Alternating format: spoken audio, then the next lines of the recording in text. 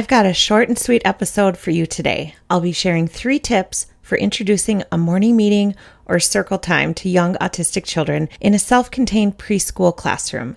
If you're an educator working in that setting, you do not want to miss this episode.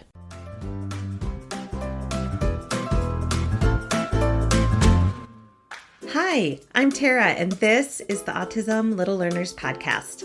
I am a speech-language pathologist with a twist. I've run my own communication-based classroom for over 2 decades, and I'm so excited to share actionable tips and strategies for supporting young autistic children. My goal is to help you feel more confident and successful when teaching your autistic child or students at the early childhood level. If you are ready to learn some tried and true strategies that really work, this is the podcast for you. Let's get started.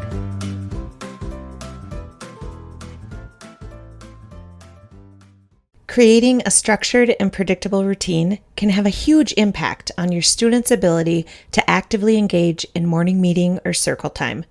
Most autistic children thrive when provided with routines that offer consistency and predictability. Today, I'll chat about 3 different ways that you can establish predictable routines for circle time for learners who are brand new to gathering in a small group. First, I want to share why predictable routines are essential. For one, they're comforting and they reduce anxiety. They increase understanding and also give a sense of security. They enable children to predict what's coming next, and that familiarity increases confidence and engagement. It improves attention and focus and reduces challenging behaviors. It can also help improve transitions. Does that sound good, you guys? I mean, that list sounds really good to me. So I'm going to show you how to take those steps to getting going with this during your circle time.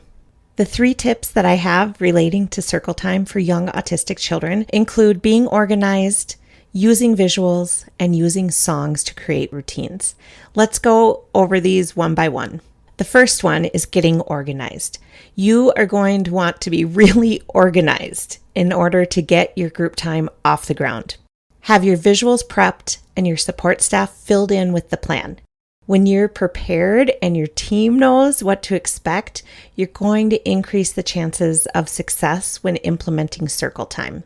I have to say, if your classroom is anything like mine, you have to be ready to go. If you have a pause to find a visual support or activity, your students will wander away. Literally, they will get up and leave. And this has happened to me so many times. Can I just tell you how much I hate it when my laptop decides to update something when I'm about to pull up my songs on YouTube? It's the worst. So be prepared and be organized, and it's going to help you out. Plan to start small with a short group time. I almost always start the school year with only playing favorite songs on an interactive whiteboard. I introduce the visual song choice board and model the use of pictures. Most of our students really do know how to navigate YouTube on their own, but they might not understand how to point to a picture or give it to an adult to request a song or show a song that they want. At first, if a child gets up and touches the song that they want because they see it on the smartboard, I honor that communication. At that point, I say, "Oh, yes, you want Cocoa Melon." And one of the adults will grab that picture and show it to the child, and that will help them build that connection. By starting with songs on YouTube, there'll be an increased chance that your students will actually sit down and focus and pay attention. On a side note, be sure to offer flexible seating and sensory tools at group time. We'll talk more about that in another episode. Then, once the majority of your students are sitting for at least 3 songs, you can start to add in another piece to the circle time routine.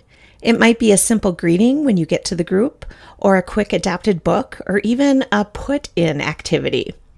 The idea is that you are sitting together as a group, sharing a common focus on an activity. Now, as you start adding activities to the circle time and expanding on the types of things that you do in group and the time that you're at group, keep in mind that you might have to differentiate the amount of time in group for your students.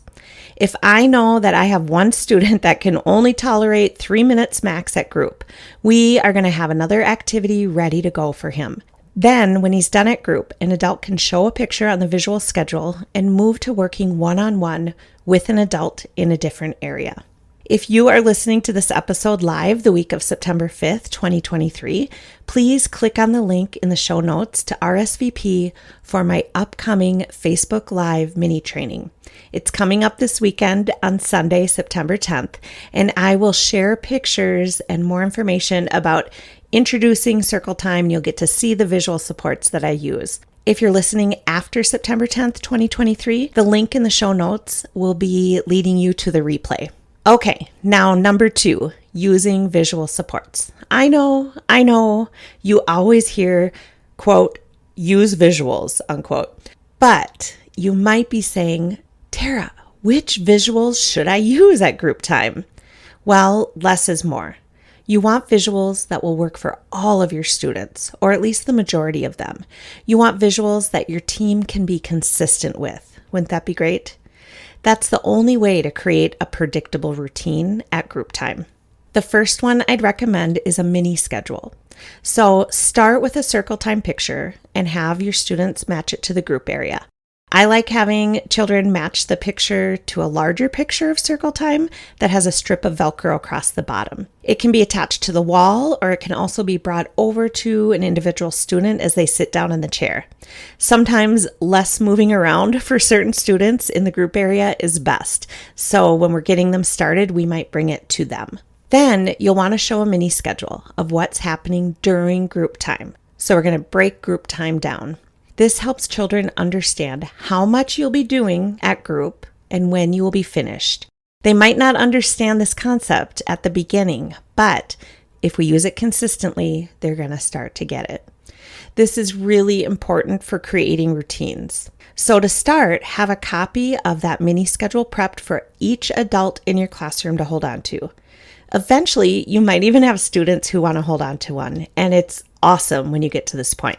So I would make several of these mini schedules. And when we start using the mini schedule, our job is to model it. And I prefer smaller mini schedules versus a large class schedule on the wall, because for so many of our little ones, it can be really, really difficult to shift their gaze from one thing to another, especially if that thing or the visual schedule is not close to them. So difficulty shifting gaze is actually one of the indicators of autism in young children. I'll be showing you exactly what this looks like in the Facebook Live training. The other visuals that I would highly recommend are using the all done bucket and a sit down picture. We, as a team, teach the use of the all done bucket throughout the day from the start. It's one of the first routines I start with, one of the first visual supports I start with every year. It's great to use at group time if a child's holding onto a fidget toy that becomes distracting, or it's being thrown or put in their mouth and it's not meant to be in the mouth. We help them put it in the all done bucket and offer a different fidget or sensory tool instead. This can also be used if you're doing an activity with objects, like a flannel board with pieces or musical instruments. When you're done with that activity, everything can simply go into the all done bucket. And I'll tell you from experience, when we're playing with musical instruments, kids don't always want to let those go. But when you have this predictable routine and I bring out the all done bucket, 9 out of 10 times those instruments go right in, no problem at all. You can find more information and grab a visual for the all done bucket in my free visual support starter set.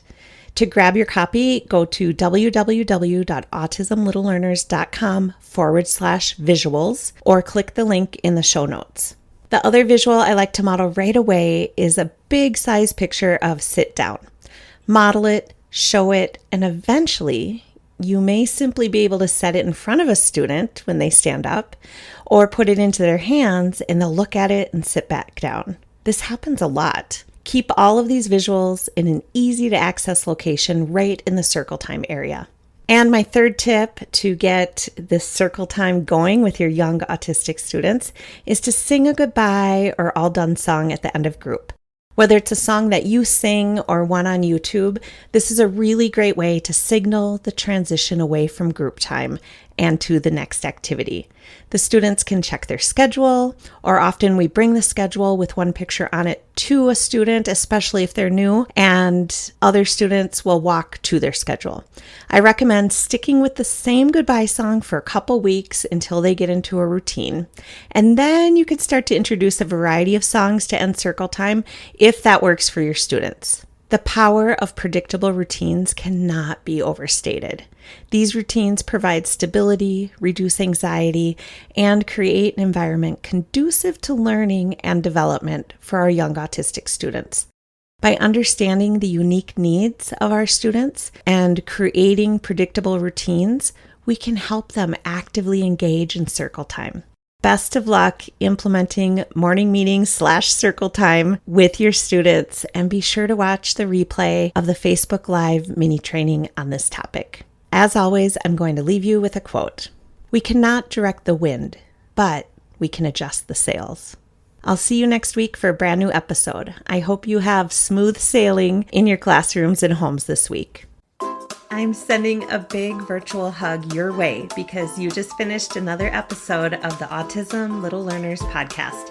Thank you so much for listening. If you enjoyed this episode and you'd like to help support the podcast, please share it with others, post about it on social media, or leave a rating and review. If you have had success with any of the strategies that you learned about in this podcast, I would love to hear from you. Send me a DM on Instagram or Facebook at Autism Little Learners. Don't forget to grab your free visual support starter set by going to autismlittlelearners.com/visuals. And always remember to find the good in every day.